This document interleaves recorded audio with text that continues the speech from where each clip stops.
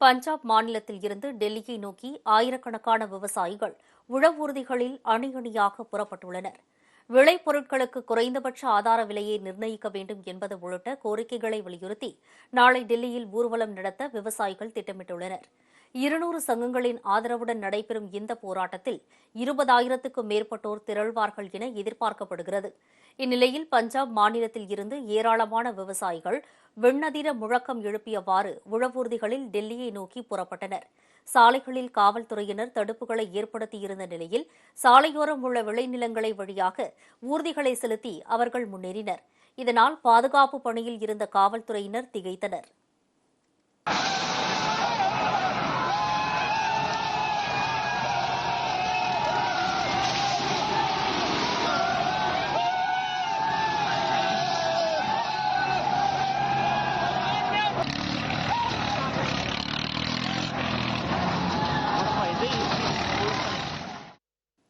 மக்களவைத் தேர்தல் நெருங்கும் நேரத்தில் விவசாயிகளின் போராட்டம் நடுவண் அரசுக்கு மிகப்பெரிய தலைவலியாக மாறும் என்பதால் போராட்டத்தை தடுப்பதற்கான நடவடிக்கைகள் முழுவீச்சில் நடைபெற்று வருகின்றன.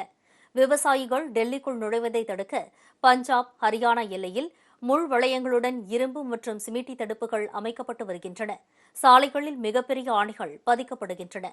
டெல்லி சிங்கு எல்லை முழுவதும் தடுப்புகள் ஏற்படுத்தப்பட்டுள்ளன. சில இடங்களில் சாலைகள் உடைத்து காவல்துறை நடவடிக்கை எடுத்துள்ளது. அப்பகுதிகளில் நடுவண் பாதுகாப்பு படை வீரர்கள் கண்காணிப்பு பணியில் ஈடுபட்டுள்ளனர். இதனிடையே விவசாய சங்க நிர்வாகிகளுடன் சண்டிகரில் இன்று நடுவண் அமைச்சர்கள் பியூஷ் கோயல், அர்ஜுன் முண்டா உள்ளிட்டோர் அடங்கிய குழுவினர் பேச்சு நடத்த உள்ளனர்.